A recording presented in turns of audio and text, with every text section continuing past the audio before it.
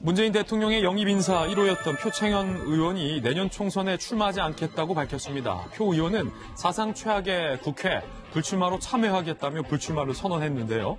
조 전 장관의 일을 겪으며 불면의 밤을 보냈다. 잠 못 잤다는 거죠. 특히 내로남불에 대한 회의감을 밝히기도 했습니다. 표창원 의원의 이야기 들어보시죠. 박근혜 정권 때 공정 정의를 주장을 하고요.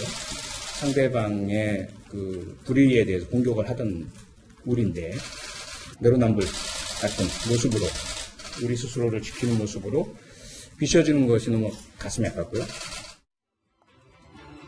이철희 의원에 이어 표창원 의원까지 불출마를 선언하자 인기 있는 두 초선의 불출마 선언이 다선 의원에 대한 용태 압박으로 번져서 물갈이 신호탄이 되는 것 아니냐라는 전망도 나오고 있는 상황입니다.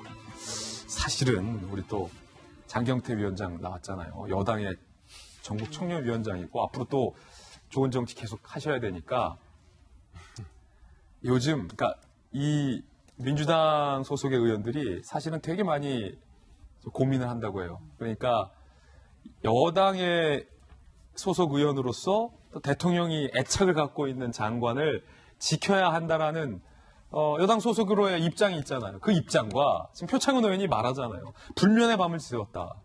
내가 봐도 저건 아닌데 저거 아니라고 할 수 없는 그 사이의 어떤 괴리감 때문에 사실 방송 출연 못하겠다 하는 장경태 위원장 선배들도 많아요. 민주당에.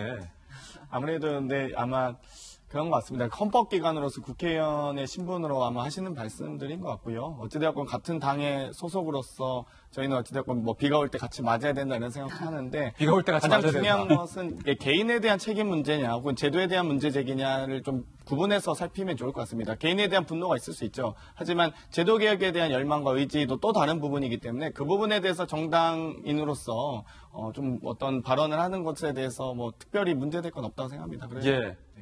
불출마 벌써 두 번째예요.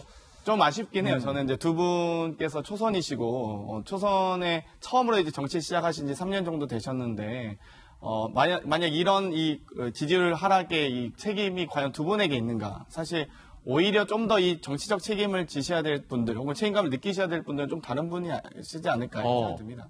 다른 분 누구요? 아무래도 좀 더 당에 그래도 다선이나 중진 의원님들께서 좀 더 무겁게 느끼시고 계실 거라고 보고요. 또 아마 그 부분에 대해서 충분히 또 의미 있는 또 발언과 노력을 하실 거라고 기대합니다. 사실 김현 박사님, 네. 표창원 의원 같은 경우는 대통령이 민주당 당대표 시절에 영입했던 1호 인사라서 상징성이 있는데 그런 1호가 불출마 선언을 하면서 다른 언론과의 인터뷰를 들어보면 조국 사태에 대해서 영향이 있다라고 얘기를 하거든요. 저는 걱정이에요. 공재영 작가 같은 여러 인사들이 표창원 의원의 사실 불출마 선언문의 전문을 읽어보면 결국 조국 전 장관에 대한 불면의 밤을 지새웠던 그 사건이 본인 불출마에 아주 심각한 계기가 됐던 거거든요. 그럼 숨기지 않아요. 그렇다고. 조금 전에 장경태 위원장이 얘기했던 것처럼 비 오는데 비를 같이 맞아야지 무슨 소리냐. 지금 벌써 이해찬 당대표한테 조국 안 지켰다고 난리가 나고 있다는 건 아니겠습니까? 혹시나 표창원 의원에게도 그런 메시지가 전달되지는 않을지에 대한 걱정이 있는데요.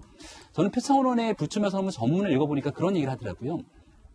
초심을 지키지 못했다. 그 초심이라는 건 공정과 정의에 대한 가치였는데 우리가 지난 법제사법위원회 위원으로 활동했던 표창원 의원, 이철희 의원을 바라봤을 때 사실은 국민들이 바라보고 있는 공정과 정의의 목소리를 전혀 외치지 않았습니다. 오히려 조국 전 장관에 대한 각종 국민의 눈높이에 위배된 상황에도 불구하고 조국 전 장관 지키게 나서는 것 아니냐라고 목소리가 들리면서 표창원 의원이나 이철희 의원은 국회의원이 되기 전에 이미 수많은 방송을 통해서 국민에게 사랑을 받았던 셀럽에 준하는 인사들이었거든요.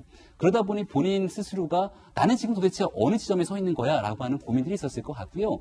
그의 말에 따르면 당리당략이라고 하는 표현이 있는데 저는 결과적으로 이런 의원들에게 심각한 고민을 안겨주게 된 근본적인 원인이 어디서부터 출발하는가. 결국 책임을 져야 될 사람은 그 출발적인 근본적 원인을 만든 사람부터 책임을 져야 된다고 생각합니다. 예.